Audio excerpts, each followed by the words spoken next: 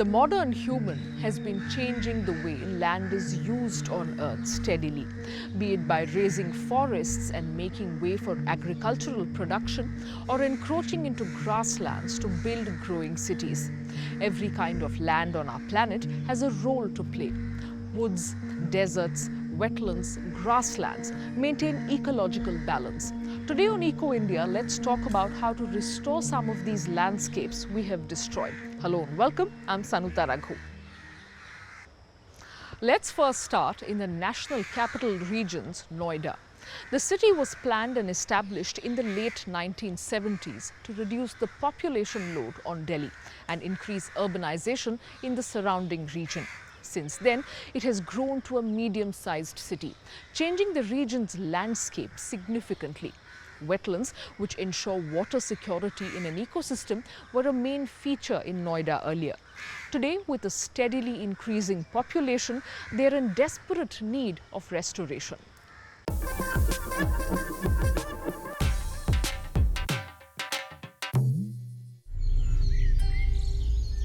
Once a wetland, now a wasteland, used as a rubbish dump or simply built over.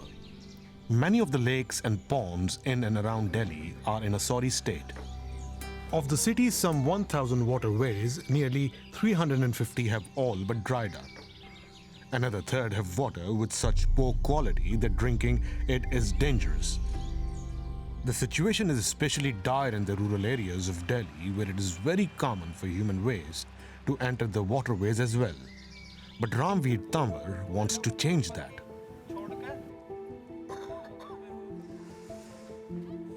The villagers did not create septic chambers in hurry. A pipe comes out of the toilet and that goes straight into the pond. So all human waste goes into the pond.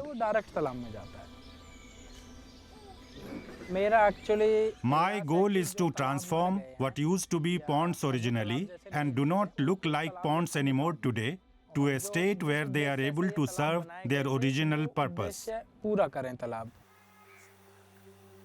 Lakes and ponds and wetlands are important reservoirs. They keep groundwater levels stable and purify the water at the same time. And they serve as vital habitats for the city's wildlife, helping to preserve biodiversity.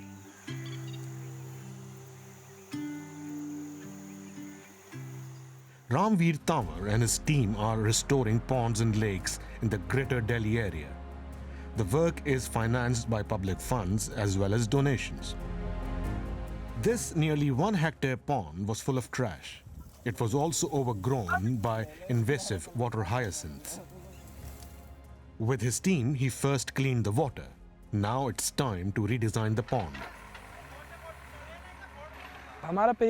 We are trying to prevent sewage from entering this pond directly from the village. So we divided the pond first into 2 parts and later into 3. Now whatever trash comes in, instead of flowing into the main pond, it will get stopped in one portion and then filtered out again. There are plans to create 2 islands for migratory birds. Vetiver, a species of bunch grass, will be planted on the islands. It provides an ideal nesting place for the birds. The grass naturally purifies the water as well. Just a few kilometers away, Dharam Singh is watering his garden. He pumps the water from the pond next to his property. A few years ago, that would have been virtually impossible, he says. The entire pond was a muddy quagmire till Ramveer and his team set about saving it.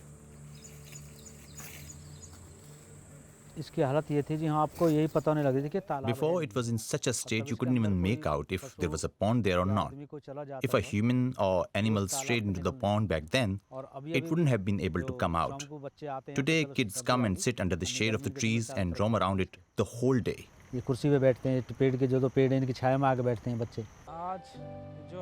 Dharam Singh has been helping Ramveer's team clean up the pond, as have other residents from the area.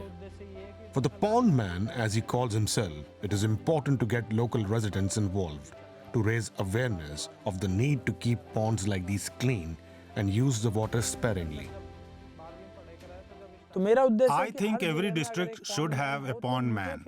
That way the burden won't be wholly on me and they will be able to take care of their ponds and we will end up with a big team. Ramveer Tanwar is using social media to reach even more people. He shares updates on what he's doing and encourages people to take a closer look at the ponds in the area. With the hashtag #SelfieWithPond, people post photos of themselves by a pond or lake. The idea behind starting selfies with ponds was to get to know the location and condition of ponds. Most of our youth are on social media. They take 10 selfies a day. So why not take one selfie next to a pond as well? And when they tag it with the hashtag #SelfieWithPond, we immediately get a notification. Ramveer Tanwar desperately needs more help. A report in 2018 found that by 2030, a full 40% of Indians won't have access to drinking water. And some 20 cities will soon be without groundwater. So his work is more important than ever. He has restored more than 40 ponds in recent years, but countless more still need attention. So there is plenty to do. Now, humans need food. And one of the ways we get food is from agriculture. Our growing population has meant we need this food to be produced at scale. Commercial agriculture has used chemical fertilizers and resorted to monoculture to cater to our needs. Old forests have been cut to make way for agricultural land. This has led to degraded soil and droughts all year round in many cases. There may be an old solution to this modern problem. Let's take a look.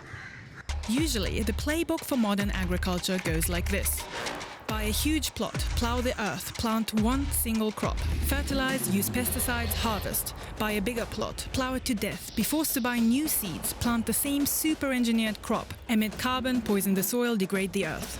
And that, we're supposed to think, is the only way to produce our food. By this definition, Falk Gärtner is doing everything wrong. He has a tiny plot, no machines, no toxins, and many crops. Look at this. And with that, he turned a dry, sandy patch of ground into this. The cherry on top, he's much more profitable than the average industrial farm. The method he swears by is called permaculture.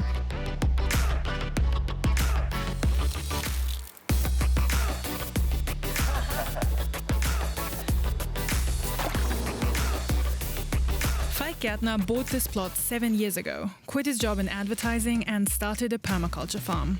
I really want to show how to produce food in a sustainable or regenerative way. So I want to leave this place better than I found it. Anywhere in the world you could do this.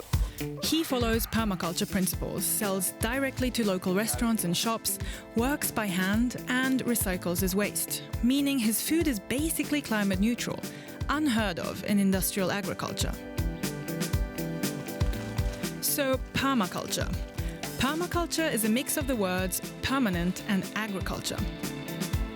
The idea is to create a food production system that is self-sustaining and circular.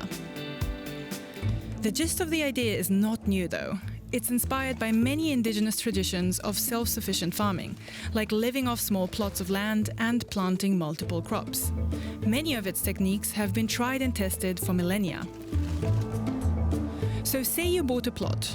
The first thing you're supposed to do is to look at the landscape, water flow, climate, and design your farm around the circumstances. Falk's problem, very dry ground. Yeah. Here's a good example. So yeah, it's really coarse sand with like small stones in, so it doesn't hold any water. The water just goes in here and drops right through. Since sprinkling thirsty crops with tons of water, like industrial agriculture often does, is not an option, Falk made a so-called swale, a trench that lies lower than the rest of the property, where water can trickle in. I put like lots of biomass in that dug out trench and put all the earth on that hill and then put logs and sticks into that trench.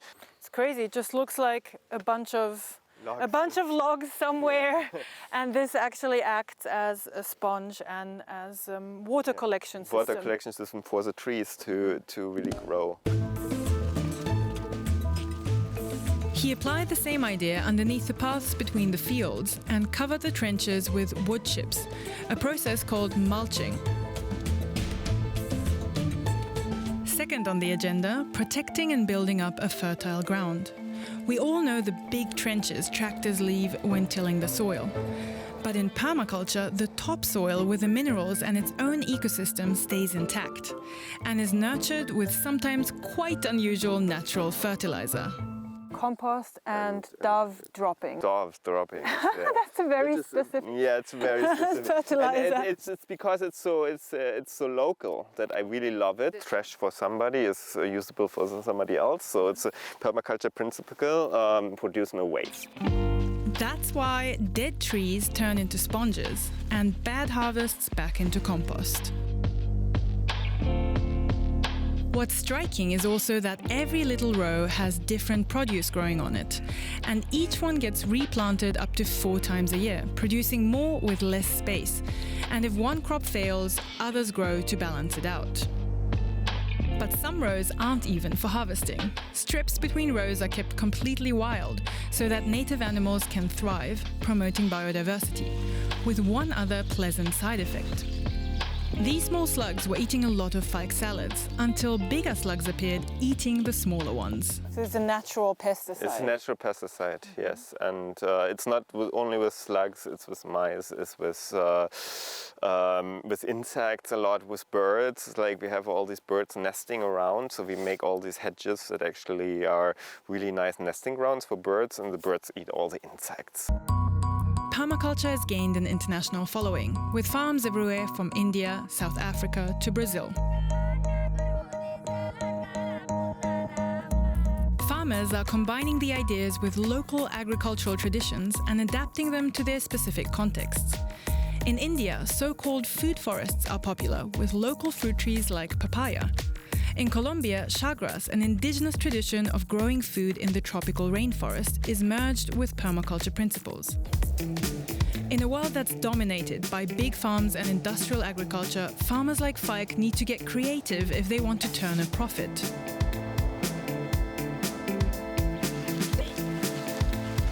Something that you don't really see in normal farms, I think. Ooh. Look at it. Look at the color. Or these small snack carrots. Most of the produce is fast-growing and has a twist. It's a way higher value product, which I need for actually making a revenue, because I can't compete with the big field carrots. His vegetables are more expensive than conventional produce, similar in price to organic veggies sold around the region. Let's get these dirty little bastards clean.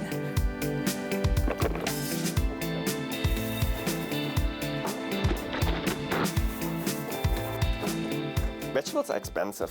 Well, these cheap prices come from cheap labor, and you can't feed the world on €1 carrots because it's destroying the world. Permaculture has one big advantage. If the system does become self-sustaining, you need very little inputs to produce food.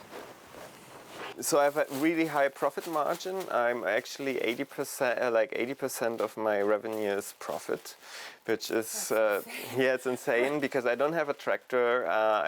The only things I actually pay for is the compost and the seeds. It's not that I'm getting rich, but I don't need much to live off, because I have my food and everything here as well. So what could industrial agriculture learn from permaculture? Some things are definitely adaptable with the compost, and also with the rows in between rows with habitat. It's definitely all possible.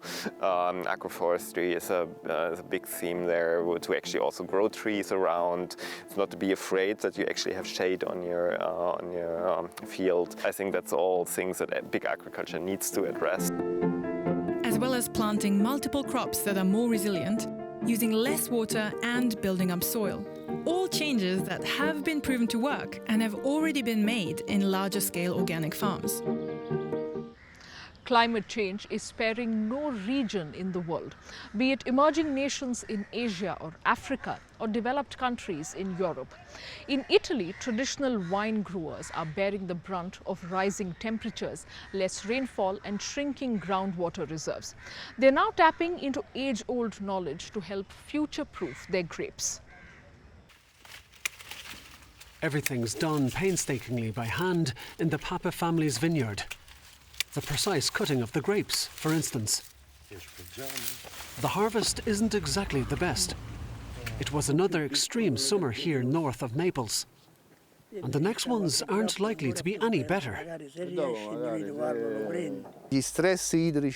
The heat and dryness of the past few years put the vines under enormous stress. They can dry out. You see it first by the leaves and later by the grapes. How burned they look. Many of them never even ripened. Those grapes are left to rot, showing how far, even now, climate change is pushing wine growing to its limits. The Papas have been trying to combat the effects with traditional means. They let weeds grow in the vineyard to keep moisture in the soil longer. They tend the 70-year-old vines so the deep roots can gather the very last drops of water from the ground. Many of the vintners have torn out the old vines and replaced them with new ones, because the younger plants can produce more wine. Old vines don't yield anywhere near as much. But these types of vine have had centuries to adapt to the territory and the climate here. That's made them more flexible in reacting to these drastic climatic changes of recent years. This approach may work for the smaller wine growers like Antonio Papa. But to keep bringing in a harvest as the heat and dryness increase in the coming years, the larger producers go further.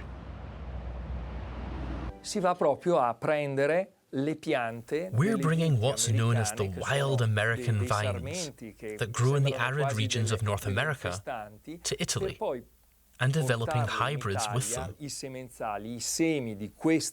We grow new plants from the seeds, and once they blossom, we can cross their genetic material with other grapevines.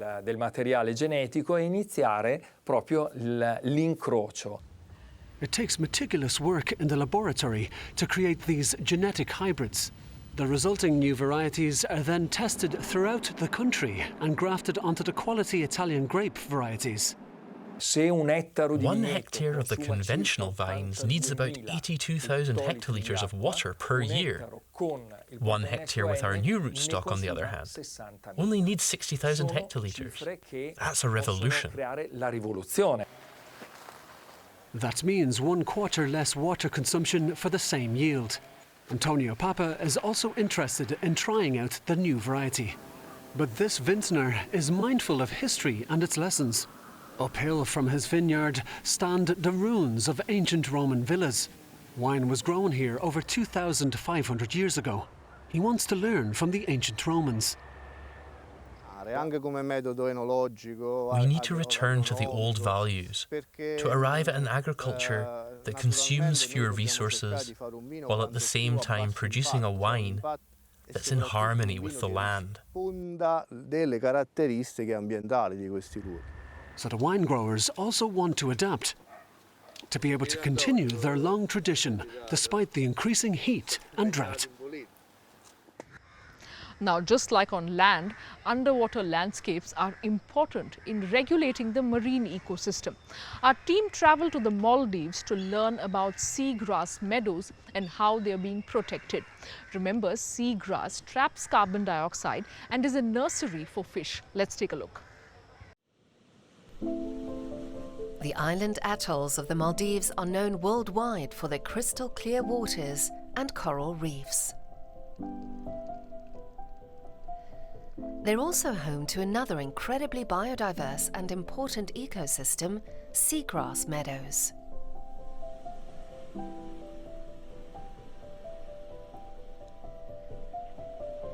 Shahar Hashim is a Maldivian ocean conservationist working to bring this overlooked ecosystem to light.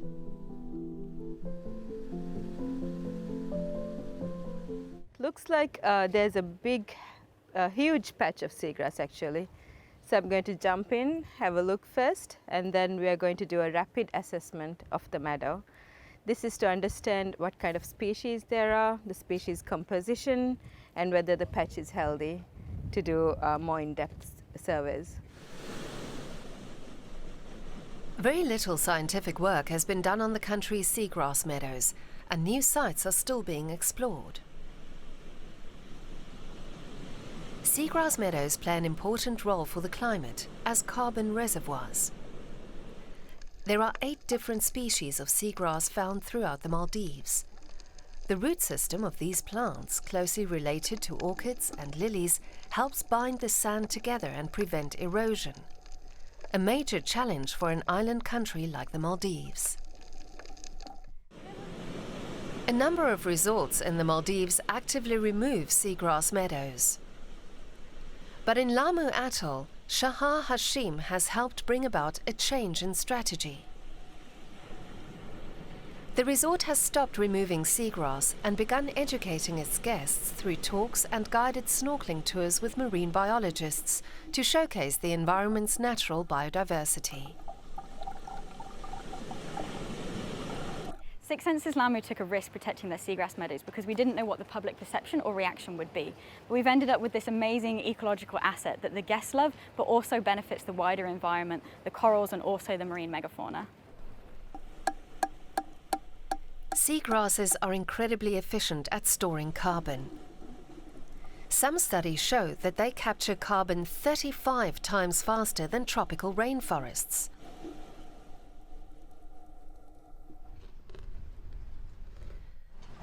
The Maldives Underwater Initiative is currently involved in a global study looking at exactly how much carbon the Maldives meadows could sequester. Once we've split our sediment core into the different depth profiles, we will weigh it, dry it, and then weigh it again. And we will send it off to a lab for analysis. And they will be looking at the organic carbon content inside each of the depth samples. This is really important because it will help us understand how much carbon these marine ecosystems are storing, which would help mitigate against climate change. Seagrass meadows also act as a nursery for small fish, including economically targeted species such as snappers and groupers. By educating local communities about seagrasses, Shahar Hashim hopes that both nature and the communities relying on these ecosystems will benefit in the long term. Now we know how important is seagrass, because the small fish, they live in the seagrass and they will get some food, and we have to keep the fish until they get big. So then the fisherman can catch the big fish and eat it, and it's very important for the reef fishermen also the seagrass. So we have to protect the seagrass. The government now plans to put seagrass meadows under protection, and many of the country's resorts have also pledged to protect over 1 million square meters of seagrass across the Maldives. This could mean less drastic interventions in the future. Other countries, they've started to actually replant seagrass because their seagrass meadows have disappeared. It is thought that up to 30% of seagrass habitats have been lost over the last century. But it also seems that these ecosystems are resilient. The Maldives Underwater Initiative has tracked the meadows at the resort and identified that they've increased in size by over 20% in the last 3 years alone. Seagrasses are absolutely essential for the future of the Maldivian islands. Together with coral reefs and mangroves, seagrasses play a really important role in protecting the islands from outside forces, eroding forces. So if we have seagrass, there's an extra protection layer for the islands.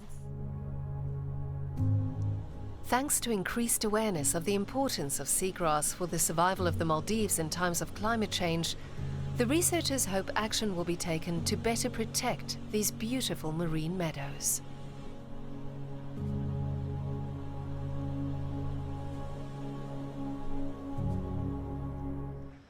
Like we just saw in the Maldives, the more we feel the impact of climate change, the more we recognize the important role natural ecosystems play.